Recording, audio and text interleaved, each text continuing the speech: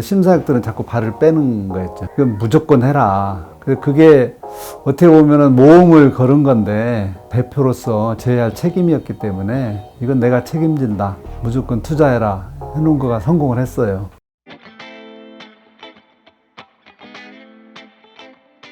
저 같은 경우는 기업에서 37년 동안 근무를 하다가 최근에 은퇴를 했어요.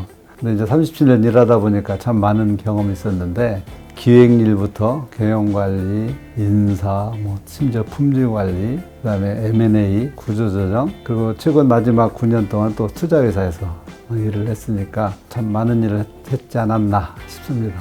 제가 최근 9년은 이제 네오플락스라는 회사에서 9년간 일을 했는데 두산의 계열사예요. 두산에서 2000년도에 그때 IT 붐이 일어날 때 창업투자자산을 만들었고 제가 이 회사에 와서 이제 근무를 하게 된 거죠. 그 벤처 투자 부분하고 기업 투자 부분, 그러니까 VC와 PE 부분이 있고 연간 총 자산 운영 규모는 한 1조 정도 돼요. 그리고 국내 투자와 해외 투자를 병행하고 있고 그래도 잘 운영하는 투자회사라고 얘기할 수 있습니다. 제가 2011년도에 네오플락스 처음 왔는데 그때 해외 중국이 워낙 성장을 하고 있었어요. 그래서 중국 투자를 하고 싶었는데 금융위기 때 중국에서 철수를 했더라고, 지사를. 중국 들어가기는 이미 늦었던 느낌이 들었고 그러면서 해외 투자에 대해서 관심을 가지고 있었는데 2016년 정도 들어오면서 또 인도라는 데가 상당히 잠재력이 있겠다 하는 생각을 하게 됐어요. 그래서 2016년도에 BCG를 불러서 인도 투자시장 조사를 좀 했더니 이미 미국의 벤처 캐피탈들은 많이 들어와 있었고 투자시장이 형성이 돼 있기 때문에 지금 들어가도 안전하겠다라는 그런 생각을 해서 인도 투자를 시작을 했죠. 그리고 인도 시장은 들여다보니까 잠재력이 워낙 좋은 나라더라고요. 인구도 세계 2위고 세계 GDP 규모도 세계 6위인가? 그리고 매년 경제 성장률이 7%, 평균 연령이 27세로 너무 젊은 나라이기 때문에 작년에도 790만 개 정도가 새로운 신세 법인들이 창업을 했기 때문에 참 잠재력이 많은 나라가 인도라고 생각을 합니다. 또 하나는 인도가 그 IT 시스템이 발달하다 보니까 시스템이나 프로세스가 완벽하게 구축이 돼요. 오프라인은 없는데 온라인으로 시스템이 먼저 구축이 되고 플랫폼이 만들어진 다음에 오히려 그걸 바탕으로 오프라인이 만들어져 나가는 그런 식의 발전을 하고 있어서 인도 창업자들이 그런 걸 만들어내는 모습이 되게 보기 좋았고 또 하나는 그게 다른 나라의 사업 모델만을 베끼는 게 아니라 인도의 특성에 맞게 하나하나 로컬라이제이션 하는 모습들도 되게 그 창업자들에서 발견한 좋은 점들이었던 것 같아요. 인도는 첫째 인력이 우수한 것 같습니다. 14억의 인구 중에서 스타트업을 하거나 이런 투자회사를 하는 인력들은 진짜 소수거든요. 근데 그분들이 영어를 다 공용어로 쓰고 있기 때문에 해외에 성공한 비즈니스 모델이나 플랫폼 모델을 빨리 입수를 할 수 있는 거예요.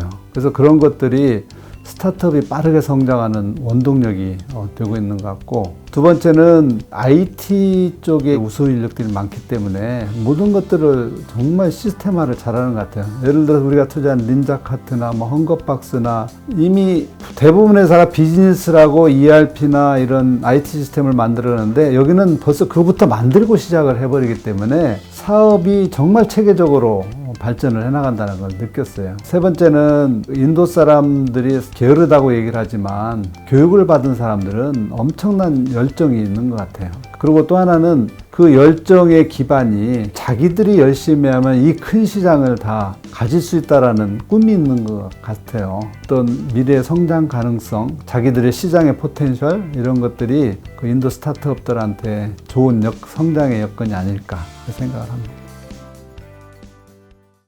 사실은 회사의 심사역들이 해외 투자하는 걸 싫어해요. 왜냐면 국내에서는 투자하기가 쉽거든. 근데 해외 투자하면은 오고 가는 시간 문제, 검토하는 자료의 문제, 더군다나 인도라고 그러니까 다들 고개를 설레설레 흔들죠. 왜냐면 생산성이 안 나오니까 자기들 입장에서는. 그래서 처음에 인도 방문하고 와서 첫 투자를 하려고 시작을 했는데 다들 안 하려고 발을 빼는 거예요. 다들 기피했었어요. 그거는 대표의 결단력을 하지만 안 되는 부분이었기 때문에 그게 가장 어려웠던 거였고, 우리가 헝거박스라는 회사를 투자를 했는데 그것도 보니까 괜찮아 보여요. 그래서 처음 맡았던 인도 투자 심사위원한테 야, 이거 투자를 해보자 했을 때 그때 밸류가 80억이었어요. 근데 이 친구가 이걸 자꾸 시간을 끌면서 투자는 안 하려고 그러는 거야. 그래가지고 너 인도 투자를 할 거냐 그랬더니 자기는 하기 싫다. 그래서 심사역을 바꿨어요. 바꾸는 사이에 해가 바뀌면서 밸류가 200억으로 올라갔어. 그거 하다 보니까 결국 80억에 투자할 때를 200억에 투자를 했는데 그 회사도 그럼에도 불구하고 지금 잘 성장하고 있어요. 사실은 퍼스트 무버만 된다면 그것에 충분히 성공할 수 있는 기회를 찾아낼 수 있죠. 인도 그 넓은 데를 좀 돌아다니면서 사람들을 만났을 때 정말 뭔가를 해보고 싶은 그 열망들이 너무 좋더라고요.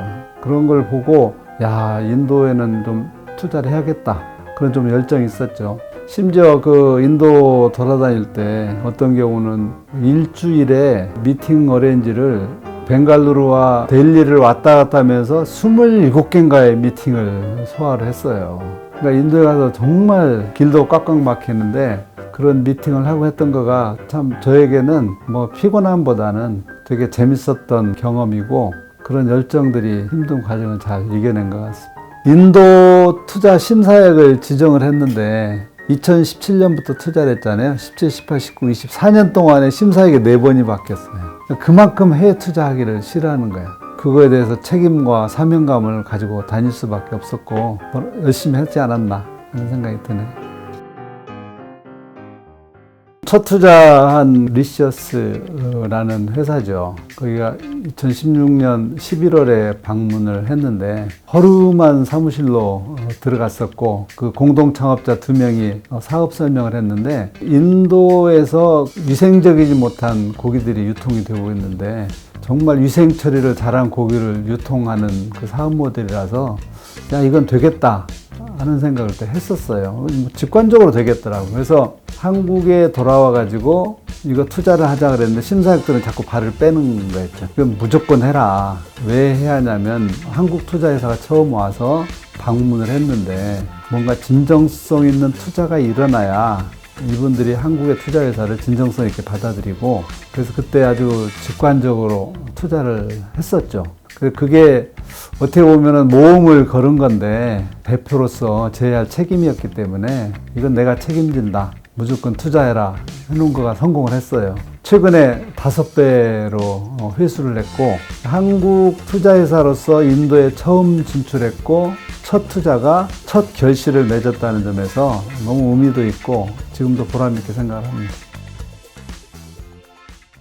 한국에서 잘 되는 사업들 모델을 가지고 인도에 가면은 제일 먼저 시작하는 데기 때문에 기회가 충분히 있다고 생각을 합니다. 다 검증이 된 플랫폼은 인도에도 이미 다 있어요.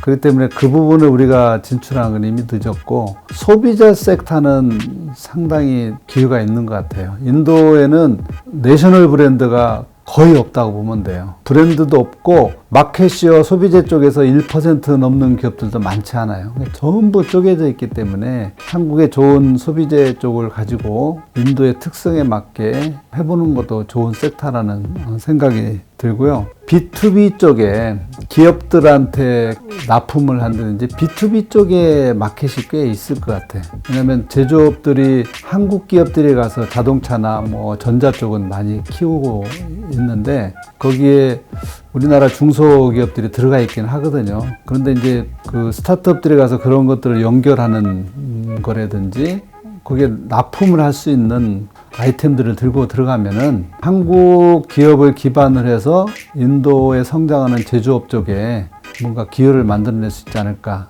하는 생각이 들고요. 그 헬스케어 분야는 또 가능성이 있을 것 같아요. 인도는 위생이나 이게 잘 돼 있지는 않은 것 같아. 우리나라가 요즘 뭐 바이오나 헬스케어 쪽에서 성장하고 있듯이 인도에도 이런 것들 들고 가면은 뭔가 충분히 기회가 있지 않을까? 저는 그 3가지 분야가 좀 기회가 있다고 생각합니다.